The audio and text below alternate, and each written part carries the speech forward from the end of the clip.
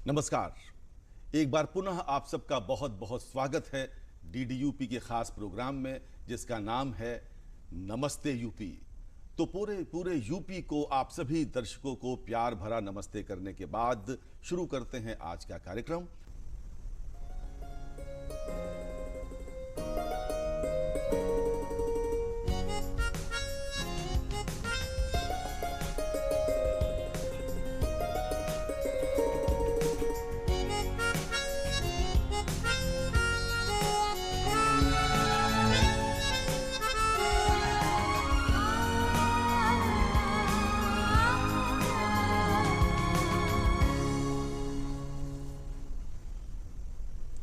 बहुत पुराना लखनऊ विश्वविद्यालय, हम भी जिसके एलुमनाई हैं और आप में से बहुत से दर्शक जो इस कार्यक्रम को देख रहे होंगे इसके एलुमनाई होंगे। जुड़ जाइए हमारे साथ, क्योंकि हम गौरवान्वित हैं ये जानकर कि लखनऊ विश्वविद्यालय को नैक ने A++ की ग्रेडिंग अभी हाल में प्रदान की है। और इसी विषय पर बात करने के लिए कि लखनऊ विश्वविद्यालय शैक्षणिक उड़ान A++ हमसे बातचीत करने के लिए स्टूडियो में हमारे साथ मौजूद हैं लखनऊ विश्वविद्यालय के कुलपति प्रोफेसर आलोक कुमार राय साहब। बहुत बहुत स्वागत है आपका हमारे स्टूडियो में।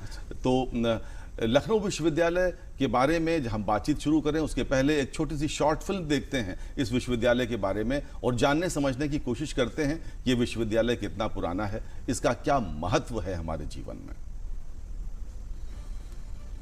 लखनऊ विश्वविद्यालय वैसे तो अपने आप में ही एक इतिहास है जो कि अपने गौरवपूर्ण 100वें वर्ष में प्रवेश कर चुका है, मगर इसका जन्म 155 साल पहले ही हो गया था। 1 मई 1864 को हुसैनाबाद में कैनिंग कॉलेज की स्थापना हुई थी, जो आगे चलकर लखनऊ विश्वविद्यालय बना। इसी कैनिंग कॉलेज को 25 नवंबर 1920 को विश्वविद्यालय का दर्जा दिया गया और 1921 में यहाँ पढ़ाई की शुरुआत हो गई। देश का सबसे बड़ी आबादी वाला राज्य है उत्तर प्रदेश और इस राज्य की राजधानी लखनऊ है, जहाँ स्थित है लखनऊ विश्वविद्यालय, जिसे हाल ही में NAAC राष्ट्रीय मूल्यांकन एवं प्रत्यायन परिषद द्वारा A++ श्रेणी का दर्जा दिया गया है। इसी के साथ ही लखनऊ विश्वविद्यालय A++ ग्रेड पाने वाला उत्तर प्रदेश का पहला राज्य विश्वविद्यालय बन गया है। यह एक शिक्षण आवासीय और संबद्ध विद्यालय है जो पूरे शहर और आसपास के क्षेत्रों में 160 से अधिक कॉलेजों और संस्थानों में आयोजित किया जाता है। लखनऊ विश्वविद्यालय परिसर में शोध की उच्च स्तरीय सुविधाएं उपलब्ध हैं। शिक्षकों, शोधार्थियों एवं सामान्य छात्रों के लिए विभिन्न विभागीय पुस्तकालयों के अतिरिक्त 2 केंद्रीय पुस्तकालय, कोऑपरेटिव लैंडिंग लाइब्रेरी और टैगोर पुस्तकालय स्थित हैं। छात्रों के सर्वांगीण विकास के लिए नेशनल कैडेट कोर की जल थल वायु कमान तथा राष्ट्रीय सेवा योजना की शाखाएं भी विश्वविद्यालय में हैं। विश्वविद्यालय अनुदान आयोग द्वारा शिक्षकों को प्रशिक्षित करने एवं नवीनतम जानकारी उपलब्ध कराने के लिए 1988 में अकादमी स्टाफ कॉलेज की परिसर में स्थापना की गई। नैक मूल्यांकन में लखनऊ विश्वविद्यालय को A++ कैटेगरी में भी नहीं रखा जाता था। इस वजह से A++ रैंकिंग में शामिल होने को एक बड़ी सफलता के तौर पर देखा जा रहा था। लखनऊ विश्वविद्यालय के कुलाधिपति और राज्यपाल आनंदीबेन पटेल ने इस सफलता पर शुभकामनाएं दी हैं। साथ ही यूपी के मुख्यमंत्री योगी आदित्यनाथ जी ने भी ट्वीट कर विश्वविद्यालय की उपलब्धि के लिए बधाई दी है। नैक यानी NAAC की टीम ने गत 21 जुलाई से 23 जुलाई तक लखनऊ विश्वविद्यालय का निरीक्षण किया था। यह रेटिंग सोमवार को जारी की गई। लखनऊ विश्वविद्यालय के कुलपति प्रोफेसर आलोक कुमार राय ने इसे विश्वविद्यालय के शिक्षकों तथा शिक्षणेतर कर्मचारियों की सामूहिक प्रयास और तैयारियों का नतीजा बताया। तो प्रोफेसर आलोक कुमार राय हमारे साथ सशरीर उपस्थित हैं स्टूडियो में। कौन सी जादू की छड़ी आपने चलाई, क्योंकि 2014 में तो B मिला था सिर्फ, 2022 में A++ आपका नेतृत्व, आपकी टीम आपकी तैयारी, आपकी मेहनत, क्या था इस सफलता का राज? सबसे ऊपर तो हमारी महामहिम है, उनका बड़ा कंसर्टेड एफर्ट रहा है और वो लगातार यूनिवर्सिटीज़ को मोटिवेट करती हैं कि वो अपना एक्सेलेंस, एक तो एक्सेलेंस परस्यू करें, दूसरा एक्सेलेंस एग्जीक्यूट करें, तीसरा एक्सेलेंस का रिकॉग्निशन पूरे हिंदुस्तान में कराएं। National assessment and accreditation council एक भारत सरकार के शिक्षा मंत्रालय की एक संस्था है जो संस्थाओं को एक्रेडिट करती है और असेस करती है। राष्ट्रीय स्तर पर हर प्रकार के इंस्टीट्यूशन के एक्रेडिटेशन के परव्यू में आकर अपनी श्रेष्ठता को साबित करने से उत्तर प्रदेश की उच्च शिक्षा और उच्च शिक्षण संस्थान की गुणवत्ता स्थापित होती है। तो सबसे पहले तो हम लोग ड्राइव हुए महामहिम के उस परसिस्टेंट परसुएशन से। उसके बाद इंस्टीट्यूशन, आप खुद स्वयं वहाँ के छात्र रहे हैं, आप जानते हैं इंस्टीट्यूशन बहुत डीप रूटेड है, उसका सोल भी बहुत पायस है। मेरा काम ये था कि उसको कंटेम्प्रेरी बनाना और उसको एक निश्चित विधा, एक सांचे में ढालकर उस प्रस्तुति के लिए तैयार करना जिसके थ्रू हम पूरे हिंदुस्तान में अपनी श्रेष्ठता को स्थापित कर सकें। नहीं, तो यहाँ एक प्रश्न मेरे मन में बड़ा मौलिक प्रश्न आ रहा है कि आप स्वयं, प्रोफेसर आलोक कुमार राय स्वयं मार्केटिंग के एक्सपर्ट हैं, बीएचयू में मार्केटिंग के प्रोफेसर रहे और आपने एमबीए किया है, तो वो स्किल्स भी कहीं यहाँ पर आपको लाभ पहुँचा पाएं क्या? बिल्कुल, मुझे लगता है मैनेजमेंट एक ऐसा डिसिप्लिन है जो आपको किसी भी चीज़ से श्रेष्ठतम एक्सट्रैक्ट कराने में मदद करता है। और हिंदुस्तान में आप देखेंगे जितने मैनेजमेंट प्रोफेशनल्स वाइस चांसलर हैं वो बहुत सक्सेसफुल भी रहे। तो एक जैसे ये इवैल्यूएशन नैक का है, ये कॉम्प्रिहेंसिव इवैल्यूएशन है। यूनिवर्सिटी के फाइनेंसेस, यूनिवर्सिटी के एकेडमिक्स, यूनिवर्सिटी का रिसर्च, यूनिवर्सिटी का एग्जामिनेशन, यूनिवर्सिटी का इंफ्रास्ट्रक्चर, यूनिवर्सिटी का स्पोर्ट्स, उसके कल्चरल, उसके हॉस्टल, उसकी छोटी से छोटी और बड़ी से बड़ी सभी चीज़ें न सिर्फ अतीत में बल्कि भविष्य की योजना के संदर्भ में भी कैसी हैं और क्या गुणवत्ता को स्थापित करती हैं। बिकॉज क्वालिटी बाय डेफिनेशन कहता है कन्फॉर्मेंस टू स्टैंडर्ड्स। तो क्या हम मानकों के अनुरूप हैं, और हम का मतलब दी कंप्लीट इंस्टीट्यूशन। तो वो कंप्लीट इंस्टीट्यूशन मानकों के अनुरूप है कि नहीं, ये बताना एज मैनेजमेंट एक्सपर्ट। अगर कहीं गैप है तो उसको ब्रिज करें through policy, through programs, through action. ये हम लोगों ने किया। तो ये जो नैक का ग्रेड मिला आपको A++, मुझे लगता है उत्तर प्रदेश के हम पहले राज्य हैं, लगता क्या है हम हैं उत्तर प्रदेश राज्य के पहले विश्वविद्यालय, लखनऊ विश्वविद्यालय को नैक का A++ ग्रेडिंग मिली है। इसका लाभ यहाँ के विद्यार्थियों को क्या होगा, विश्वविद्यालय एज ए होल को उसका लाभ क्या होगा? देखिए, जैसे ही इसका इवैल्यूएशन कॉम्प्रिहेंसिव है, वैसे ही इसके लाभ भी कॉम्प्रिहेंसिव और मल्टीफोल्डेड हैं। अच्छा, अब मैं आपको बताऊं छोटे उदाहरण कि अभी ट्यूसडे को हमारा ये नैक का रिजल्ट आया, अनाउंस हुआ, और 2 दिन बाद से हमारे पास प्लेसमेंट के लिए कंपनीज के ऑफर खुद से आने लगे। क्या बात, वाह। वो बड़ी मल्टीनेशनल, चाहे वो इंडियन मल्टीनेशनल हो या ओवरसीज मल्टीनेशनल कंपनीज हो, उनके ऑफर्स आने लगे हमारे पास। क्या होता है, अभी तक हम उन कंपनीज को अप्रोच करते थे, हमने एक सेंट्रलाइज प्लेसमेंट सेल बनाया जिसके थ्रू अलग अलग हमारे पास बहुत सारे प्रोग्राम्स हैं, और बहुत सारे प्रोग्राम्स के बच्चों की यूजी पीजी हर लेवल पे प्लेसमेंट के लिए हम लोग इनिशिएट करते थे। बहुत जगह से जवाब नहीं आता था। अब क्या है, बड़ी कंपनीज अपने प्लेसमेंट को based on accreditation of the institution rate करती हैं कि इस संस्था में हमको जाना है, इस संस्था में नहीं जाना है। जाना भी है अगर, तो इस ग्रेडिंग वाले इंस्टीट्यूशन के बच्चे को ये पैकेज देना है, इस एक्रेडिटेशन वाले बच्चे को ये पैकेज ऑफर करना है। तो हमको ऑफर्स आने लगे। ये तो स्टूडेंट के कॉन्टेक्स्ट में हुआ। इसी तरह से हमारे कई डिफरेंट रिसर्च और ग्रांट की कैटेगरी में अब जो कि हम हाईली रेटेड इंस्टीट्यूशन हैं, तो हम ऊपर वाले ब्रैकेट में टर्म किए जाएंगे। तीसरा, सरकार की कई सारी ऐसी योजनाएं हैं, जैसे फॉर एग्जांपल मैं आपको बताऊं, हम ओपन डिस्टेंस लर्निंग शुरू करने जा रहे हैं बहुत जल्दी। हमारा एक्रेडिटेशन अब हमको अलाउ करता है कि हम बहुत कॉम्प्लेक्स प्रोसीजर के थ्रू न जाकर सीधे और एक बहुत छोटे माध्यम से जा सकें, क्योंकि हमारी गुणवत्ता सरकार की ही एक संस्था ने इस्टेब्लिश करी हुई है। तो इस तरह के बहुत सारे लाभ विश्वविद्यालय को कॉम्प्रिहेंसिव होलिस्टिकली प्राप्त होने जा रहे हैं। एक शेर मुझे याद आता है कि बुलंदी देर तक किस शख्स के हिस्से में रहती है, कि बुलंदी देर तक किस शख्स के हिस्से में रहती है। बहुत ऊंची इमारत हर घड़ी खतरे में रहती है। आपकी इमारत बहुत ऊंची हो गई है, आप A++ हो गए हैं, तो आपकी रिस्पॉन्सिबिलिटीज भी बढ़ गई। एग्जैक्टली। तो वो क्या है, उसके बारे में बताएं। सबसे बड़ी चीज़ तो अब जबकि बच्चा हमारे पास एक फंडामेंटल बात यह है कि एजुकेशनल इंस्टीट्यूशन छात्र के लिए है। जी। अब हम अपेक्षा करते हैं कि इस बार से और ऑनवर्ड्स जो बच्चे हमारे पास आएंगे वो थोड़ी ऊंची एक्सपेक्टेशन के साथ आएंगे।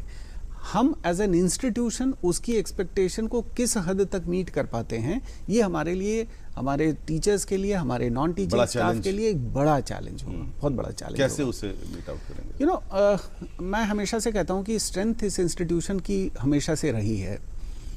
बीते कुछ समय में क्योंकि रिक्रूटमेंट्स नहीं हो रहे थे तो टीचर्स हर साल रिटायर हो जाते थे, नए नहीं आ रहे थे। हम लोग अभी 100 से ज़्यादा टीचर्स रिक्रूट किया और मैं आपको दावे से कहता हूँ कि श्रेष्ठतम यूनिवर्सिटी में अप्लाई करने वाले और उस विषय में उपलब्ध श्रेष्ठतम लोगों का हमने चयन किया, जिनका ओवरसीज एक्सपोजर, चाहे उनके प्रोजेक्ट का एक्सपोजर, चाहे उनके रिसर्च पब्लिकेशंस का एक्सपोजर, चाहे उनकी एकेडमिक्स अच्छी होने का एक्सपोजर, चाहे दूसरे कॉर्पोरेट एक्सपोजर्स, इन एक्सपोजर के आधार पर हमने सिलेक्शन किया। तो मुझे लगता है अब बच्चों को the kind of education that we would be providing, not just teaching की मैं बात कर रहा हूँ, मैं कंप्लीट कॉम्प्रिहेंसिव एजुकेशन की बात कर रहा हूँ, तो वो एजुकेशन का इकोसिस्टम हम उनको दे पाएंगे।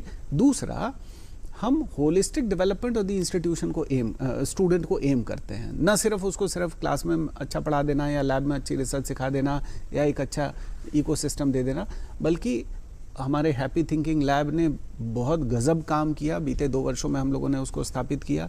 बच्चों के सर्वांगीण विकास में हम लोगों ने बहुत सारे स्पिरिचुअल ऑर्गेनाइजेशंस के साथ टाई अप करके बच्चों के उस एस्पेक्ट को टच करने की कोशिश की जो अदरवाइज एजुकेशनल इंस्टीट्यूशंस नहीं टच करते हैं। तो ऐसे बहुत सारी चीज़ों को हम और मैच्योर कर रहे हैं। हमारा मेंटरिंग सिस्टम इस समय पूरे देश में मॉडल बना हुआ है। जिस तरह से हम बच्चों के साइकोलॉजिकल, स्पिरिचुअल और इवन फाइनेंशियल मेंटरिंग का एक प्रोसेस इंस्टॉल किया हम लोगों ने अपने इंस्टीट्यूशन में, तो इस तरह से एक कंप्लीट प्रोसेस बच्चे के सर्वांगीण विकास के लिए, होलिस्टिक डेवलपमेंट के लिए हम एम कर रहे हैं। और वो मुझे लगता है हम जो चैलेंज आप जिसकी बात कर रहे हैं वो will be able to meet. हम सबके लिए बहुत गौरव का क्षण है, बहुत खुशी की बात है, बहुत आह्लादित हैं हम सब। हमारा विश्वविद्यालय नैक ग्रेडिंग में A++ हो गया है। हमसे बातचीत के लिए आज हमारे स्टूडियो में मौजूद हैं प्रोफेसर आलोक कुमार राय, जो कुलपति हैं लखनऊ विश्वविद्यालय के। बातचीत का यह सिलसिला जारी रहेगा। नमस्ते यूपी में आज हमारे अतिथि हैं लखनऊ विश्वविद्यालय के कुलपति प्रोफेसर आलोक कुमार राय। हम अपनी बातचीत को आगे बढ़ाते हैं। न्यू एजुकेशन पॉलिसी सरकार ने लागू की, जो पिछले एकेडमिक कैलेंडर से आपने अपने विश्वविद्यालय में लागू कर दी। और न्यू एजुकेशन पॉलिसी यानी कि नई शिक्षा नीति की योजना है 2040 तक पूरा आमूलचूल परिवर्तन, देश का शैक्षणिक आमूलचूल परिवर्तन हो जाए। तो वो क्या है, थोड़ा संक्षेप में हमारे दर्शकों को बताएं। न्यू एजुकेशन पॉलिसी क्या है और कैसे आपने उसको लागू किया? देखिए, न्यू एजुकेशन पॉलिसी के 2 भाग हैं। मैं हायर एजुकेशन पे कॉन्सेंट्रेट करूंगा।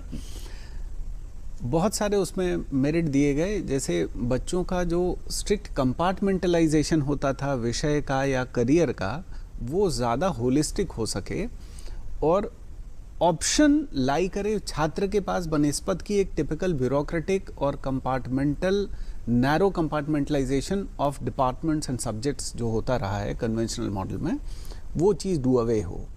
दूसरी, इनॉर्मस फ्लेक्सिबिलिटी लाई करे इवन विथ रिस्पेक्ट टू कि कब एग्जिट कर सकते हैं, कब एंटर कर सकते हैं, स्किल बेस्ड नॉलेज दी जाए, ना कि सिर्फ कोर एकेडमिक। तो ये सब बहुत सारी चीज़ें थी। मुझे बताते हुए खुशी है और आपको जान के खुशी होगी कि लखनऊ विश्वविद्यालय ने पूरे हिंदुस्तान में सबसे पहले नई एजुकेशन पॉलिसी के लाइट में अपना पोस्ट ग्रेजुएट प्रोग्राम एकेडमिक सत्र 2020-21 से ही लागू कर दिया। अच्छा जी। 29 जुलाई 2020 को अनाउंस हुई थी पॉलिसी फॉर्मली, लेकिन उसके पहले करीब 1.5-2 साल से पब्लिक डोमेन में ये ड्राफ्ट था। हम लोगों ने जनवरी 2020 से ही अपना पूरा का पूरा करिकुलम रिवैम्पिंग शुरू कर दिया था। और लेटर एंड स्पिरिट में हमने इसको, क्योंकि कोविड की वजह से सेशन थोड़ा डिलेड था, तो हमको ये चांस मिला कि हम 20-21 सत्र से ही अपने पीजी में लागू कर दें।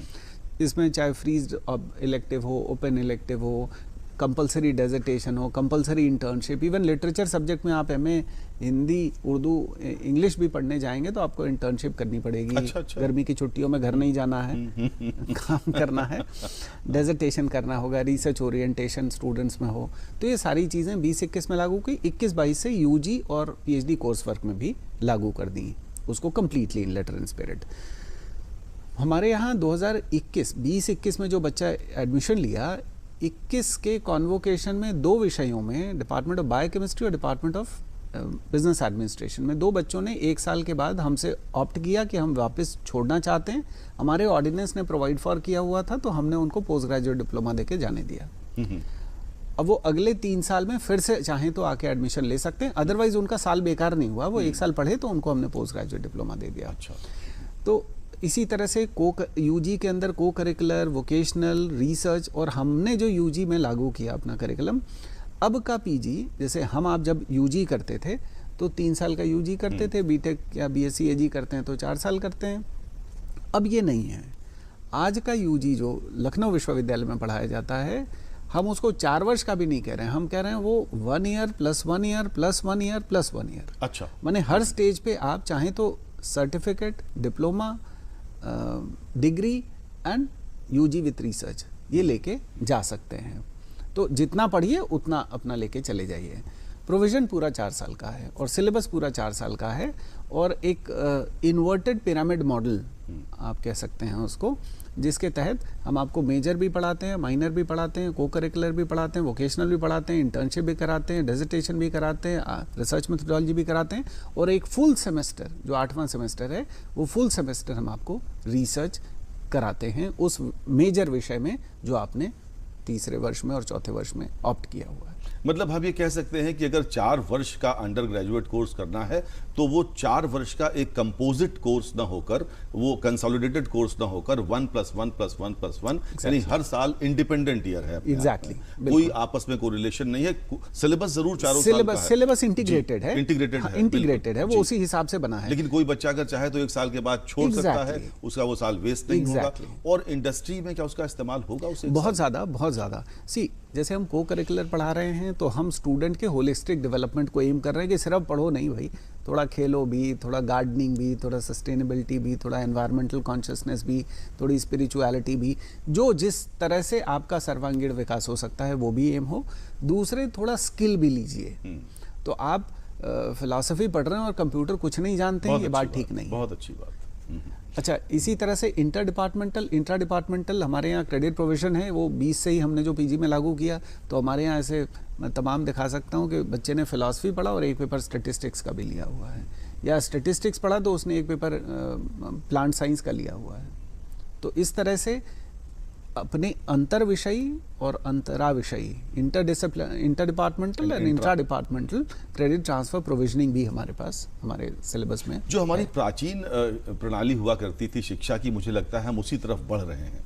और उस शिक्षा प्रणाली में जो सनातन शिक्षा प्रणाली थी वो ये थी कि आप किसी एक विषय के परम विद्वान अगर बन गए, उद्भट विद्वान अगर बन गए तो क्या, यदि आपकी विद्वत्ता समाज के लिए काम नहीं आ सकती तो आपके विद्वान होने से कोई लाभ नहीं है। अगर आप अर्थशास्त्र के विद्वान हैं तो आपको समाजशास्त्र का ज्ञान भी थोड़ा बहुत होना चाहिए, आपको तकनीकी का ज्ञान भी थोड़ा बहुत होना चाहिए, ताकि आप एक कॉम्प्रहेंसिव अप्रोच को लेकर समाज के प्रति जागरूक भूमिका निभा सकें। कुछ क्या यही भाव न्यू एजुकेशन पॉलिसी का है संक्षेप में? एग्जैक्टली। मैं जैसे अपने विषय का उदाहरण दूं, मैनेजमेंट का।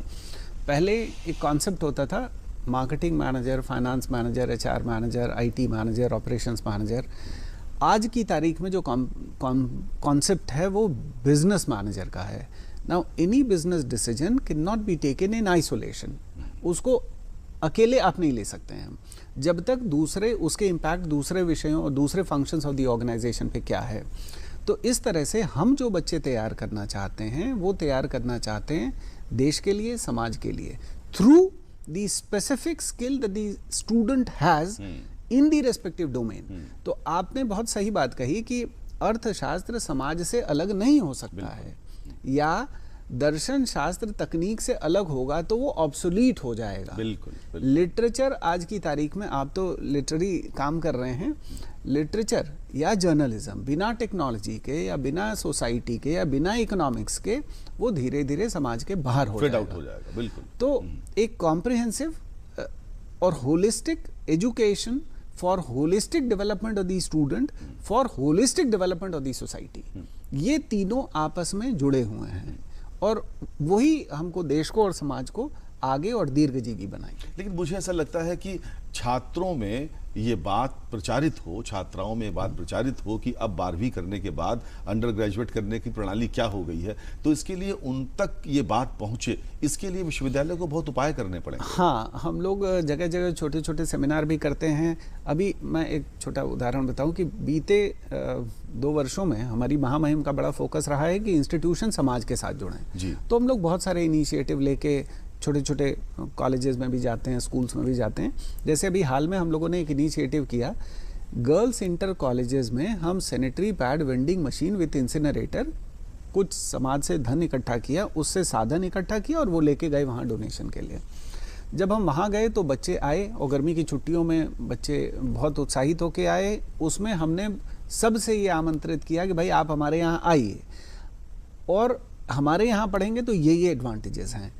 एक वाइस चांसलर होने के नाते ये मेरा धर्म है कि हम जाके अपनी जो भी श्रेष्ठता है वो हम बच्चों को बताएं और बच्चों को अट्रैक्ट करें, अच्छे बच्चे हमारे यहाँ आएँ, ज़्यादा बच्चे हमारे आएँ, हम अपनी शिक्षा का जो हमको लगता है कि हम श्रेष्ठतम दे रहे हैं वो ज़्यादा से ज़्यादा लोगों तक पहुँचे। तो इस तरह से बहुत सारे प्रयास हो रहे हैं। करियर फेस्ट होते हैं, अभी हाल में मैं एक करियर फेस्ट में भी गया। तो बच्चों को सही दिशा दिखाना एज एन एजुकेशनल इंस्टीट्यूशन ये हमारा काम भी है और हम लोग उसको पूरी इस मुद्दे पर मैं आ रहा था कि अभी 12वीं के सब रिजल्ट्स आ रहे हैं, आ गए हैं और बच्चे ग्रेजुएशन में एडमिशन ले रहे हैं, तो उनको आप कुछ करियर टिप्स अगर देना चाहें अपनी खास अंदाज में तो स्वागत है आपका। मैं ये ज़रूर चाहता हूँ कि बच्चे जब भी अपना, देखिए जैसे समंदर है इस समय विषयों का और करियर का भी एक समंदर है और इंटरमीडिएट किया हुआ बच्चा बहुत पजल्ड भी होता है। आप क्या सिलेक्ट करें, मुझे ये लगता है कि सबसे पहले वो ये चाहें कि उनको क्या पसंद है। That is very very important, that is the की। दूसरी चीज़, ऐसी पढ़ाई, ऐसे विषय को ऑप्ट करिए, ऐसे कोर्स को ऑप्ट करिए जिसकी दीर्घजीविता हो। मैं जैसे मैनेजमेंट में आपको बताऊं, इंश्योरेंस सेक्टर जब लिबरलाइज हुआ तो बहुत सारे मैनेजमेंट इंस्टीट्यूशंस ने MBA insurance and risk management खोल दिया, रिटेल सेक्टर खुला तो MBA इन रिटेल खोल दिया।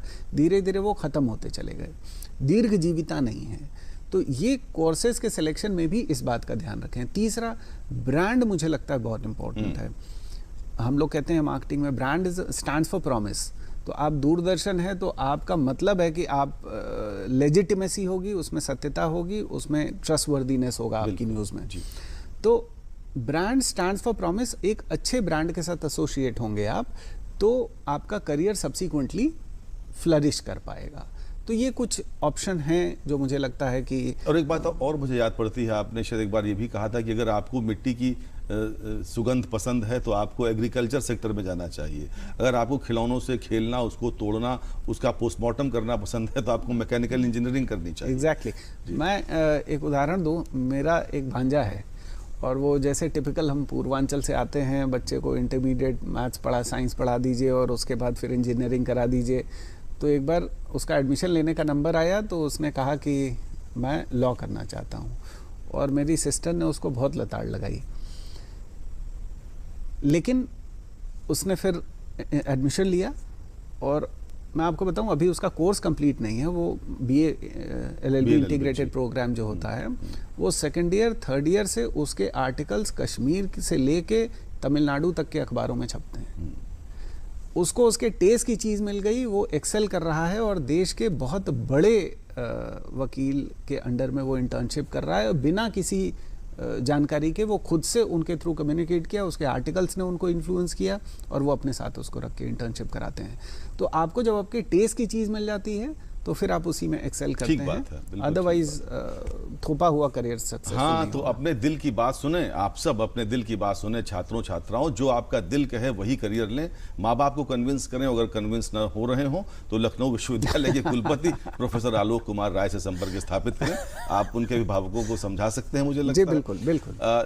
तो हम बात कर रहे हैं प्रोफेसर आलोक कुमार राय से। जो महत्वपूर्ण बात मेरे दिमाग में आ रही है वो ये है, अभी हाल में एक बैंक के महाप्रबंधक से मेरी बात हो रही थी, उन्होंने मुझे बताया कि उनके पास बहुत से अभिभावक आते हैं और वो विदेशी विश्वविद्यालयों में बच्चों को पढ़ाने के लिए ललायित रहते हैं, फॉरेन भेजना चाहते हैं, और वो कहते हैं कि फॉरेन का एक बहुत लोअर ग्रेड की यूनिवर्सिटी हमारे देश की मिडिल और अपर मिडिल लेवल के विश्वविद्यालयों से बेहतर है, और वो बच्चों को बाहर भेज रहे हैं। एक सामाजिक संरचना ऐसी बन रही है कि हो सकता है आज से 10 साल, 15 साल, 20 साल के बाद यहाँ नौजवानों की नितांत कमी हो, सब विदेशों में ही पाए जाएं। तो ये जो ललक है विदेश भेजने की, इसके विषय में क्या कहेंगे आप?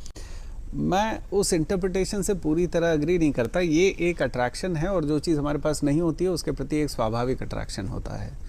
मैं माननीय प्रधानमंत्री जी की उस बात की तरफ ध्यान आकृष्ट कराना चाहता हूँ जहाँ उन्होंने ये मंशा प्रकट की कि हमारे टीचर्स जिनकी क्वालिटी अच्छी है, इनका हमको एक्सपोर्ट करना चाहिए कि ये बाहर जाके पढ़ाएं, और बाहर हमारे कैंपसेस बाहर इस्टेब्लिश हों, और बाहर के बच्चे हमारे यहाँ आएँ। मैं आपको बताऊं, 2019-20 में लखनऊ यूनिवर्सिटी में करीब 50 के आसपास एप्लीकेशन थी, 20-21 में 150 हुई, 21-22 में 300 कुछ 323, और इस साल हमारे पास 825 से ज़्यादा फॉरेन स्टूडेंट्स के एप्लीकेशन हैं। अच्छा। एक कंसर्टेड एफर्ट हम लोगों ने किया, अपनी शिष्टता को स्थापित करते गए, अपनी ज़्यादातर चीज़ों को ऑटोमेट करते गए, थ्रू डिजिटल मीडियम हम कम्युनिकेट कर पाए ओवरसीज़ वर्ल्ड में। और आज हमारे पास, मैं आपको बताऊं, पूरे उत्तर प्रदेश में शायद हमारे इंस्टीट्यूशन में सबसे ज़्यादा फॉरेन स्टूडेंट्स के एप्लीकेशंस हैं। तो हम ये चाहते हैं, ये देश की इकॉनमी के लिए भी अच्छा है, हमारे ब्रांड स्ट्रेंथनिंग के लिए भी अच्छा है, लेकिन और धीरे धीरे जब बाहर के बच्चे यहाँ आने लगेंगे तो यहाँ के बच्चों का जो एक स्वाभाविक आकर्षण बाहर की चीज़ों के प्रति है वो कम होगा, और वो फिर हमारे यहाँ आएंगे। अदरवाइज ये एक natural attraction, laws of attraction के और अट्रैक्शन छात्रों छात्राओं में तो है ही, अभिभावकों में भी वो अट्रैक्शन है कि बच्चे को विदेश भेज दें, भले बुढ़ापे में अकेले रह जाएं, होली दिवाली यहाँ तड़पें बच्चे के बिना, और शिकागो न्यूयॉर्क जा नहीं पाएंगे बुढ़ापे में, मन लगेगा नहीं वहाँ तो, और बच्चा विदेश में एक बार चला गया तो फिर वो लौटेगा नहीं, मतलब स्वाभाविक रूप से नहीं। देखिए, बाहर भी बहुत अच्छी संस्थाएं हैं, लेकिन हम ये कह रहे हैं कि हिंदुस्तान में भी बहुत अच्छी संस्थाएं हैं। बिल्कुल। जो वहाँ बहुत अच्छी संस्था में जा सकते हैं वो जाएं, लेकिन सेकेंड रैंक इंस्टीट्यूशन में जाकर हमारे यहाँ के क्वालिटी एजुकेशन को डिप्राइव करना, क्योंकि हम अल्टीमेटली उन अच्छे बच्चों से महरूम रहते हैं। बिल्कुल। और हमारे देश, जी आप, हमारे देश ने हमको बहुत कुछ दिया है तो उसे वापस देना भी हमारा दायित्व होता है। अगर आपने पानी का दोहन किया है, अपने घर में आपने बोरिंग करा के जमीन से पानी निकाल रहे हैं, तो रेन वाटर हार्वेस्टिंग करके जमीन में वापस पानी डालना आपका दायित्व है। जो आपने लिया है वो आपको वापस करना चाहिए, वो नेचुरल लॉ है, लॉ ऑफ नेचर है। बात को जारी रखते हैं, हम बात कर रहे हैं लखनऊ विश्वविद्यालय के कुलपति के साथ। प्रोफेसर आलोक कुमार राय हमारे आज के खास मेहमान हैं। प्रोफेसर राय, लखनऊ विश्वविद्यालय में अभी हाल में लगभग 400 कॉलेजेस जुड़े हैं जो लखनऊ के आसपास के जनपदों के हैं, और पहले से भी आपके साथ अफिलिएटेड कॉलेजेस काफ़ी थे, कुल मिला के संख्या 500 के पार चली गई है। तो इतने अधिक कॉलेज अब आपके साथ जुड़ गए हैं, इसका आपकी फंक्शनिंग पर क्या असर पड़ने वाला है? इसके पीछे की संकल्पना ये थी कि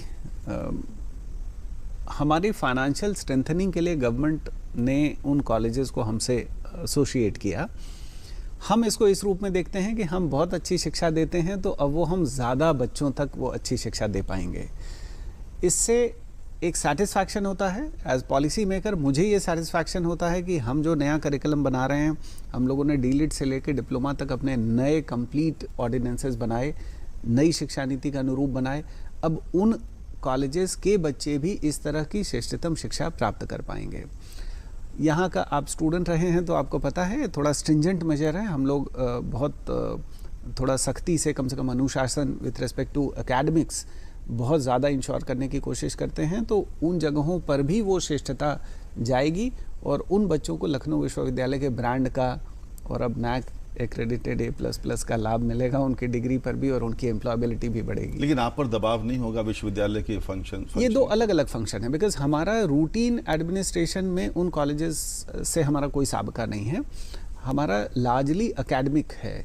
हमने सिलेबस हमने बना दिया, वो अच्छे से पढ़ाएं ये देखना हमारी जिम्मेदारी है, उनकी परीक्षा हो वो ठीक से हो वो हमारी जिम्मेदारी है, उनको समय से डिग्री मार्कशीट मिले। मैं आपको बता सकता हूँ कि हमारे यहाँ आज कॉन्वोकेशन होता है, आज डिग्री मिलती है, तो अगले 3 दिन के अंदर जितने भी हज़ारों बच्चे उस वर्ष में परीक्षा उत्तीर्ण किए होते हैं उन सब की डिग्री हम फॉर्मली इंडिया पोस्ट के थ्रू उनके घर के पते पे डिस्पैच कर देते हैं और डिजी लॉकर में अपलोड कर देते हैं। ठीक बात है। अच्छा, एक प्रश्न मेरे मन में हमेशा से आता रहा है कि दिल्ली विश्वविद्यालय में जब एडमिशन होता है तो वो सेंट्रलाइज्ड एडमिशन होता है, केंद्रीकृत होता है। यहाँ पे जो एफिलिएटेड कॉलेजेस हैं उनकी एडमिशन का अपना प्रोसेस होता है और विश्वविद्यालय का अपना प्रोसेस होता है। इस विषय पर क्या टिप्पणी करेंगे? 2020 में मेरे ज्वाइन करने के बाद जो पहला एडमिशन सेशन था उसमें हमने इसको फ्लोट किया इस ऑप्शन को, लेकिन हमने अभी उसको ऑप्शनल रखा हुआ है, हम उसको मैंडेटरी नहीं कर रहे हैं, बिकॉज हम उसमें फ़ीस चार्ज करते हैं, पार्टिसिपेशन फ़ीस चार्ज करते हैं। लखनऊ यूनिवर्सिटी का एक बड़ा ब्रांड है, जब हम एडमिशन फ्लोट करते हैं, समझें कि हमारे पास फॉर्म 2020 में 19 के कंपैरिजन में 60% से ज़्यादा फॉर्म हुए और 20 के कंपैरिजन में 21 में हमारे फॉर्म सेल बढ़ी थी करीब 26%। हम ऑप्शनल करते हैं और जो भी इंस्टीट्यूशन हमारे साथ ज्वाइन करता है, ऐसे करीब 200 इंस्टीट्यूशंस हैं जो हमारे साथ ज्वाइन कर रहे हैं आउट ऑफ 500। बाकी अपने आप कर रहे हैं। बाकी अपने आप कर रहे हैं। धीरे धीरे जब उनको मेरिट लगेगी तो खुद ही आएंगे, लेकिन हम फोर्स नहीं कर रहे हैं। उनका ये कहना है कॉलेजेस का कि अगर वो आपके साथ जुड़ेंगे तो जो रेवेन्यू उनका आता है, ब्रोशर बिकता है 500, 600, 700 रुपए का, वो रेवेन्यू मॉडल उनका तो वो कर लें। तो इसलिए हम फोर्स नहीं कर रहे हैं। जिसका ब्रांड है जो बेच सकता है वो फॉर्म बेच ले, जो बच्चे सीधे ला सकता है ला सके। मुझे इसमें डाउट है हालांकि। अच्छा, जो अभी जो स्थिति है यूनिवर्सिटी के लैब्स की, इंफ्रास्ट्रक्चर की, क्लासरूम्स की, उसमें क्या सुधार की गुंजाइश देखते हैं? बहुत ज़्यादा सुधार। देखिए, हमारा पूरा इंफ्रास्ट्रक्चर भाई आप जानते हैं लगभग 150 साल पुराना, वो कैनिंग कॉलेज के ज़माने का है। यूनिवर्सिटी 1920 में बनी, उसके बाद से बहुत ज़्यादा हम लोग इन्वेस्ट नहीं कर पाए। समय के साथ कुछ नए इंटरडिसिप्लिनरी सेंटर्स और मल्टीडिसिप्लिनरी रिसर्च इंस्टीट्यूशंस हम लोगों ने खड़े किए, वहाँ तो हम काफ़ी अपडेटेड रहे, लेकिन हम लगातार कोशिश कर रहे हैं। और बीते कुछ वर्षों में जो नए रेवेन्यू मॉडल का हम लोगों ने प्रयोग किया, उससे जो नए रेवेन्यू आए तो सबसे पहला बेनिफिशियरी वो लैब्स ही हैं। यानी वहाँ भी बहुत कुछ काम किया जाने, काफ़ी किया गया और हमको CSR के थ्रू भी काफ़ी पैसे हम लोगों ने लिए, MP LAD fund, MLA fund से। अब अंतिम प्रश्न जल्दी से हम चाहेंगे 1 मिनट में उसका जवाब मिले, क्योंकि घड़ी की सुई लगातार आगे बढ़ रही है। आपने MBA किया, प्रोफेसर आलोक कुमार राय ने कॉरपोरेट में नौकरी की और बाद में आप UP कॉलेज वाराणसी में पढ़ाने लगे, तो कॉरपोरेट छोड़कर आप ये अध्यापन के क्षेत्र में क्यों आए? क्या वजह थी, क्या रुचि थी, क्या दिल की आवाज़ वही थी? मैं आपको एक बात अभी कह रहा था कि करना वो चाहिए जो आपको अच्छा लगे। मैं जब पहली बार एकेडमिक्स में आया और इंस्टीट्यूशन में गया तो मैंने देखा कि यहाँ तो मुझसे बड़ी उम्र के स्टूडेंट्स हैं और वो सब हमको प्रणाम कर रहे हैं, और मैं इंडस्ट्री में काम करता था तो मैं सबको नमस्ते करता था। मुझे लगा ये काम बहुत अच्छा है। और आप लखनऊ विश्वविद्यालय के कुलपति बने, उस समय उम्र क्या थी आपकी?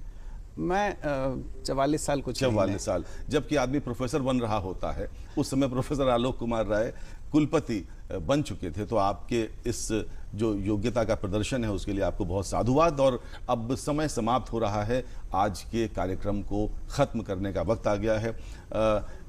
ईशोपनिषद का एक सूत्र है जो कहता है, विद्या मृतमश्नुते। विद्या वो होती है जो आपको अमरता की ओर ले जाए। तो जीवन में जो सर्वाधिक महत्वपूर्ण हम सब के लिए है वो विद्याध्ययन है, विद्या का अर्जन है। वही हमको एक सभ्य नागरिक बनाएगा, एक सफल इंसान बनाएगा। प्रोफेसर आलोक कुमार राय, आपको बहुत बधाई कि लखनऊ विश्वविद्यालय NAAC में A++ रैंकिंग के साथ उत्तर प्रदेश का सर्वोच्च विश्वविद्यालय बन गया है। आप सबको बहुत बहुत बधाई अपने घरों में बैठकर आज का नमस्ते यूपी देखने के लिए। अब विदा लेने का समय है। दूरदर्शन परिवार की ओर से आप सबका बहुत बहुत धन्यवाद और आपको बहुत बहुत धन्यवाद। बहुत बहुत आभार।